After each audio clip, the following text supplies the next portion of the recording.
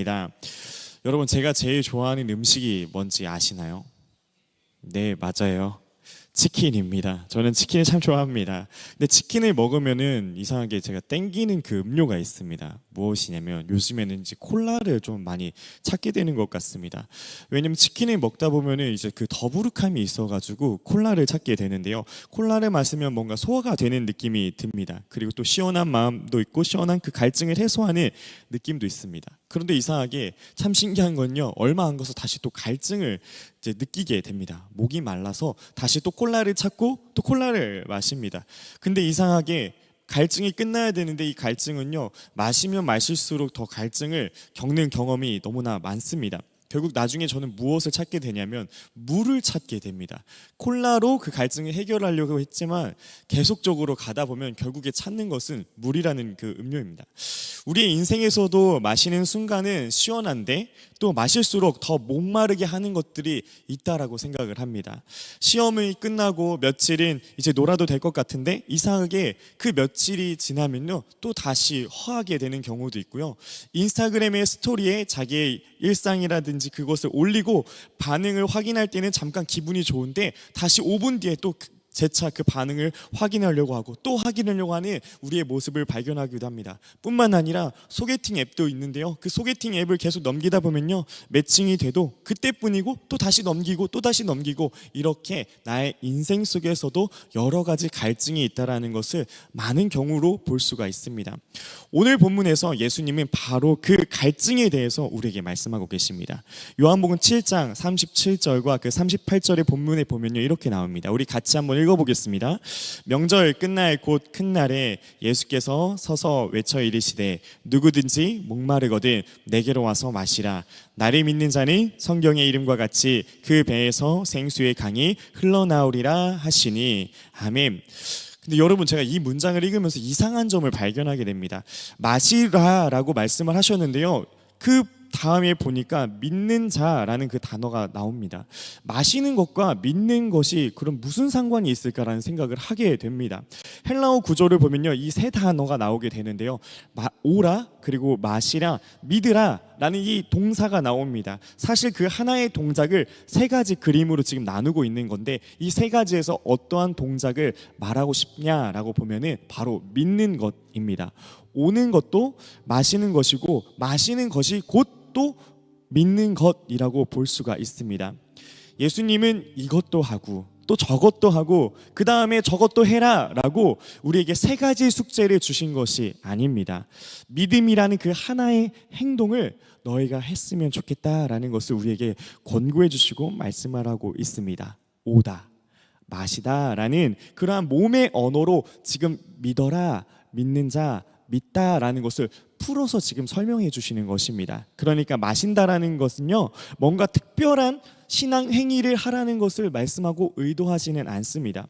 방언을 하거나 특별한 은사를 행하거나 체험하거나 완전히 확신에 도달하는 게 아니라 그냥 목마름을 가지고 예수님께 오는 것, 그 자체가 믿는 것이라고 우리에게 정말 간단하게 말씀하고 계시는 겁니다. 그런데 우리는요, 하나님을 생각할 때, 말씀을 생각할 때마다 되게 꼬아서 생각할 때도 있고 되게 어렵게 생각할 때도 있고 되게 복잡하게 생각할 때가 참 많은 것 같습니다. 온다라는 것을, 믿는다라는 것을 거창하게 생각한다라는 것이에요. 완전한 확신, 흔들리지 않는 신앙, 그 정도는 돼야지 왔다, 그리고 믿는다 라고 우리는 생각할 때가 참 많습니다. 근데 참 신기한 건요, 이렇게 완벽하게 준비해서 뭔가를 하려고 하다 보면요, 결국에는 아무것도 하지 못하는 내 자신을 발견하곤 합니다. 강물을 다 마셔야지만 믿는 거라고 생각하다가 결국에는 한 모금도 마시지 못합니다. 근데 오늘 본문을 다시 보면요, 오늘 본문에서 강물을 다 마셔라 라는 말은 하나도 없습니다. 그냥 마시라 라고 하십니다. 한 모금이면 된다라는 의미입니다. 한 모금이면 믿는다라는 것이고 믿는 것이라고 우리에게 말씀하고 있습니다. 그리고 38절 그 뒷부분이 되게 재밌는데요, 그 배에서 생수의 강이 흘러나오리라 라고 표현을 합니다. 마시는 건 한 모금인데 신기하게 흘러나오는 건요, 강물이라고 표현을 하고 있습니다. 이상하지 않습니까? 한 모금 마신 그 물이 강을 만들어낼 수가 있겠습니까? 강을 만들어낼 수가 없습니다.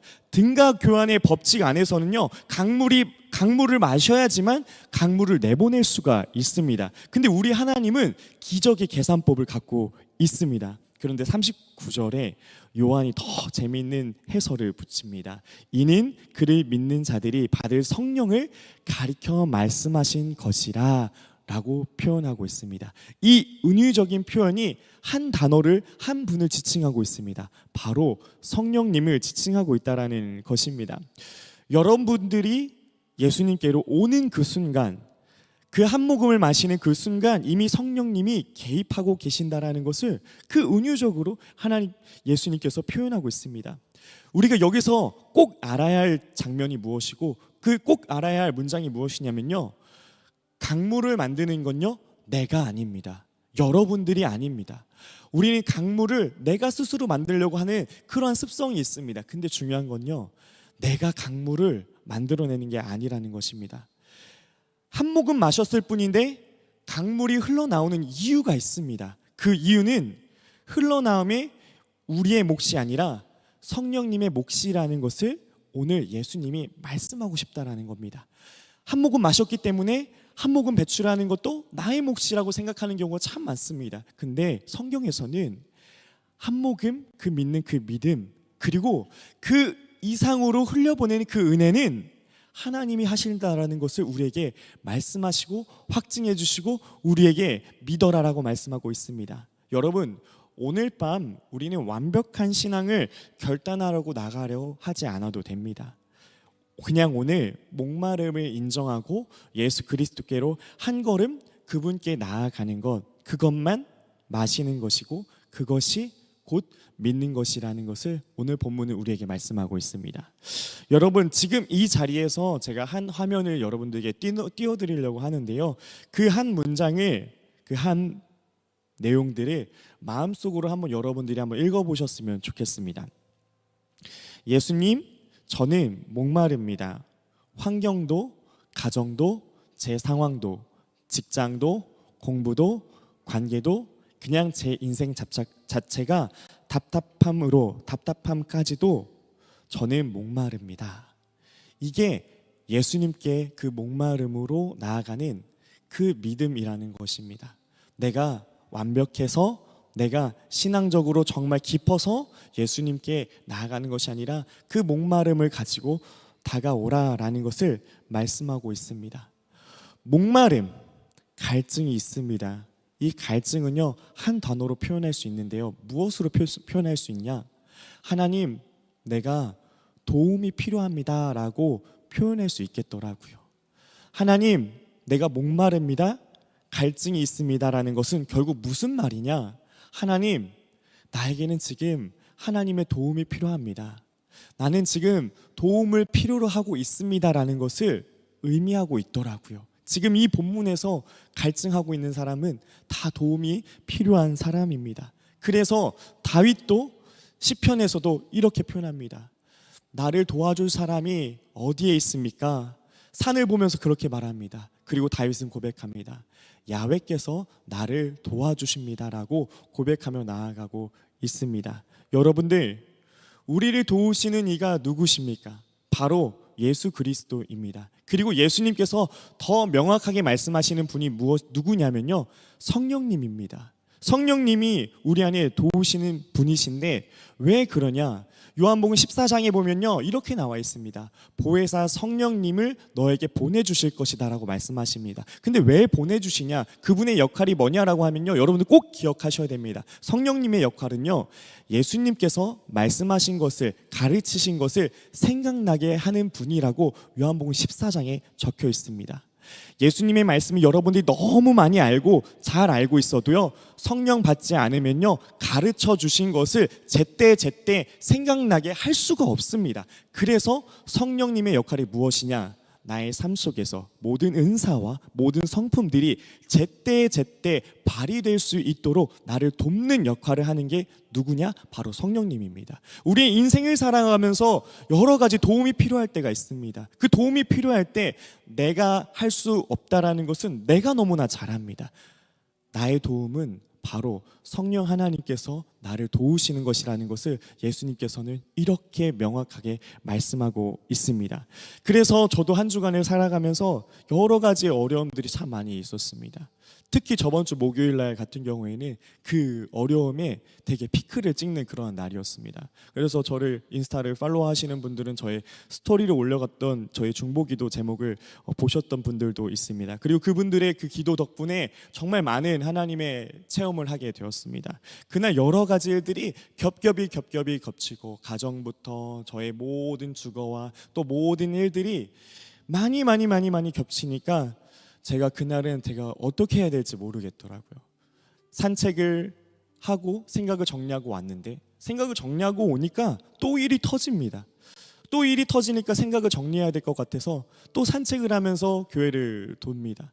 교회를 돌면서 생각을 또 정리해서 교회에 다시 도착했는데 또 다시 새로운 일이 또 터졌습니다. 아, 이거를 어떻게 정리해야 되지? 어떻게 해야 되지? 마무리가 되지 않고 해결이 되지 않더라고요. 그래서 다시 한번 산책을 했습니다.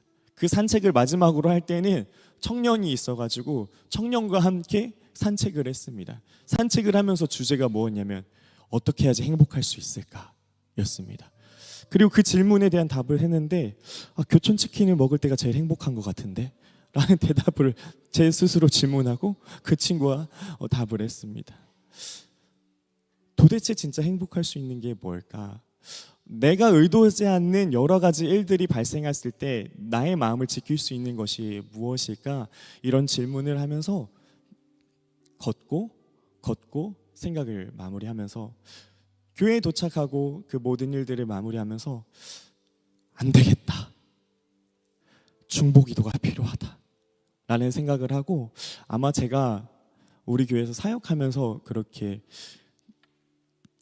SNS로 공개적으로 중보기도를 요청한 거는 처음인 것 같습니다.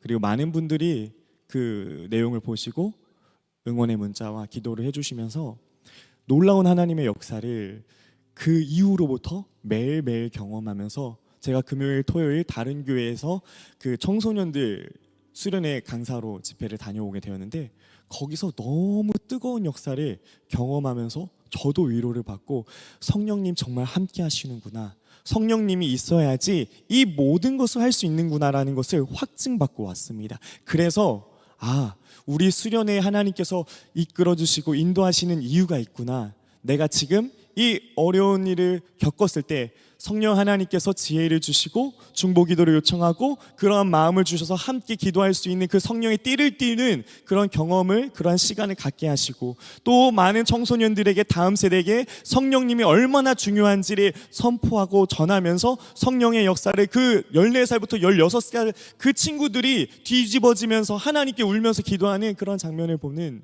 그 놀라운 일들을 나에게 보게 하신 이유가 있구나라는 그런 확증을 받으면서 돌아오는 주 금토주일 그 수련회가 기대하게 됩니다. 여러분들, 우리가 인생을 살아가면서 어려운 일은 분명히 겪게 됩니다. 그리고 내가 의도하든 의도하지 않든 어려움은 당연히 오게 됩니다.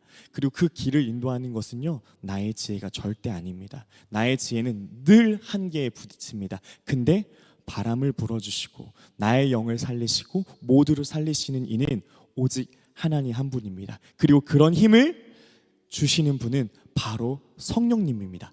그래서 성령 충만함을 받아야 되고 성령님을 내 마음에 모셔야 된다는 겁니다.